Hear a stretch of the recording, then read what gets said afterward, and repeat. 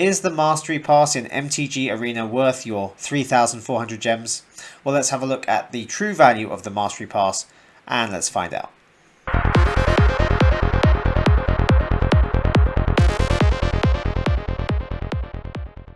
Welcome back to the channel with me, Martin, and we are looking at the Mastery Pass in MTG Arena and working out if it's actually worth your 3,400 gems to take part in it. Now, it's important to remember that the Mastery Pass actually has two different tracks.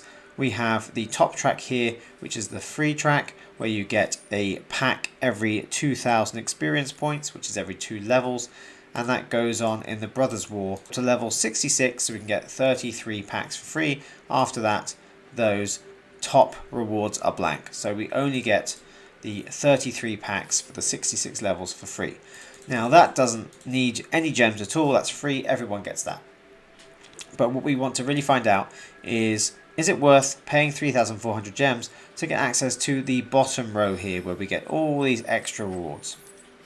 If we look along the bottom track of the Mastery Pass, you get a whole range of different rewards that range from packs to individual cards to styles to pets, to gold and gems, and a player draft token as well. So if we add up the value in gold or gems for all the things we can get as rewards on that paid mastery track, this is how it works out. The 20 standard packs are worth 20,000 gold or 4,000 gems if you were buying them from the store. The 10 mythic individual card rewards we get are kind of the same value as a pack. I guess it's debatable, but normally when we buy a pack, it's to get a rare or mythic card, and the commons or uncommons just kind of fill out themselves. So I'm going to say that the mythic individual cards are worth another 1,000 gold each, or 200 gems each. So for 10 of them, that's 10,000 gold or 2,000 gems. The 20 rare cards that we get from here, again, I'm going to value them about the same as the packs or the mythic individual cards. So that's another 20,000 gold or 4,000 gems in rewards. We get the player draft token, which if you were going to play a premier draft anyway, would cost you 10,000 gold or 1,500 gems. So whichever currency you want to work in, that's either worth 10,000 gold or 1,500 gems to you. We get 4,000 gold, which is roughly equivalent to 800 gems. And we also get 1,200 gems back directly as well.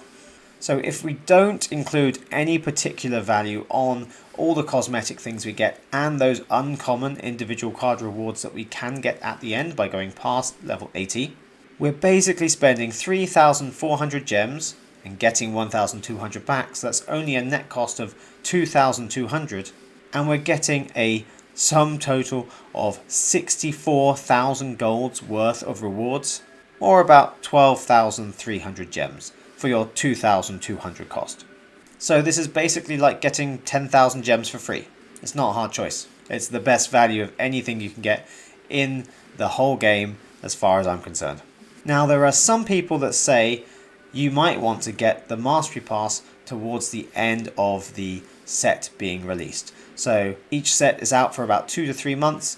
You could buy the Mastery Pass with your gems right at the beginning from day one and unlock all of these rewards as you go, or you could wait until the next set is almost out and then just spend your gems on the Mastery Pass at the end, and you will claim all of the rewards that you would have done, but you'll get them all in one go rather than unlocking them one at a time. You could just wait until you know you're going to get the most value possible out of getting the Mastery Pass and then buy it then. But I disagree. I believe you get more value out of the Mastery Pass if you do unlock them as you go. Because who's going to want to have an avatar from the current set that you unlock at the end of the current set when a new one comes out? Suddenly it's old news. All the packs and the gems and the gold and the other cards that you get, if you unlock them at the end of this Mastery Pass, then you haven't had use of them for the whole time this set has been the most recent one. If we unlock it all at the beginning and gain those rewards as you go, then you're getting use out of them nearer the beginning of that set being the most recent set. So surely you want to make use of the cards and the packs and everything that you get. The player draft token, it's much better to get that earlier on than waiting a couple of months and unlocking it all when it's almost old news. Because even if you don't complete all levels of the Mastery Pass, you're going to get a lot more out of it than you've had to put in. And I'll prove it to you.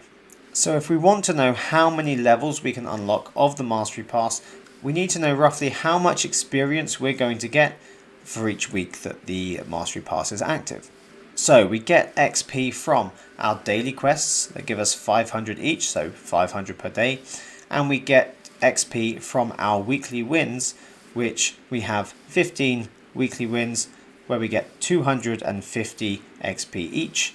And our daily wins give us 25 XP each to start with as well. So if we add that all together, that's 275 XP 15 times for the week and 500 XP 7 times for the week, which gives us a total of 7,625 XP that we should be able to get in a week. And we don't even have to play every day to get this. So if you think you can't play every day, if you can play every other day, or maybe even just a few times a week, you can still get all this XP. The way you would do this is make sure you complete all of your daily quests, which gives you 3 empty slots for your daily quests, and then you could take 3 days off and then come back and complete 3 more daily quests.